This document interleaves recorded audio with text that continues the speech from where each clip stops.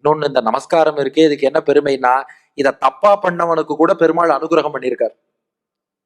தப்பா பண்ணவன் யாருன்னா காகாசுரன். இந்த சித்திரக்கூட்டத்துல மந்தாகினி நதிக்கரையில ஏகாந்தமான இடத்துல சீத்தை மடியில் தலை வைத்து ராமபிரான் பள்ளி கொண்டிருந்தான். அப்போது காகாசுரன் வந்து சீத்தையின் திருமார்பிலே கொத்தினான். ரத்தம் பீரிட்டு வந்தது. அது ராமன் முகத்தில் பட்டு ராமன் விழித்து கொண்டான். பாக்கறான், ஆஹா, யார் ஒருத்தன் உறங்கி கொண்டிருந்த அஞ்சு தல நாகத்தோடு விளையாடினது யார் அப்படின்னு கேக்குறான் ராமன்.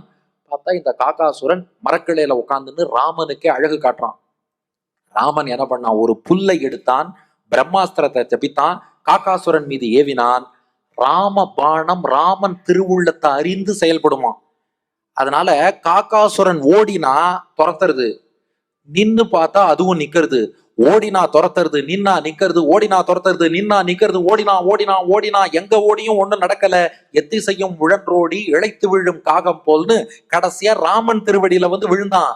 எப்படி விழுந்தான்னா, ரெண்டு காலையும் ராமனை நோக்கி நீட்டின்னு விழுந்துட்டான். நிறைய பேருக்கு நமஸ்காரம் எப்படி பண்றதுன்னு தெரியாம பெருமாளை நோக்கியே காலை நீட்டிடுவா. இவன் ரெண்டு காலையும் ராமனை நோக்கி நீட்டின்னு விழுந்துட்டான். ஆனா பக்கத்துல சீத்தை இருந்தாலே, எந்த சீத்தைட்ட அபச்சாரப்பட்டானோ, அதுதான் தாய் உள்ளம்ங்கிறது. ஜெகன்மாதா இல்லையாவோ, எல்லாரும் அவளுடைய குழந்தைகள். பார்த்தா சரி, அபச்சாரப்பட்டாலும் என் குழந்தை தானே.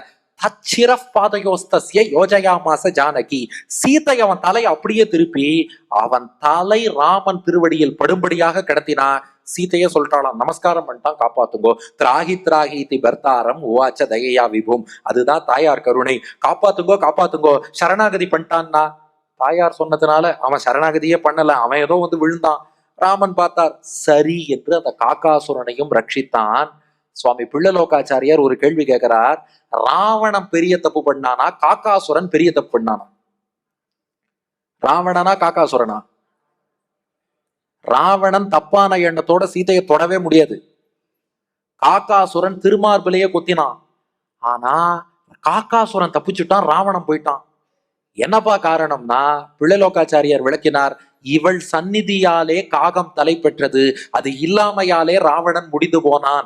காகாசுரன் வந்தப்போ ராமன் பக்கத்துல சீத்தை இருந்தா, அதனால பொழைச்சுட்டான்.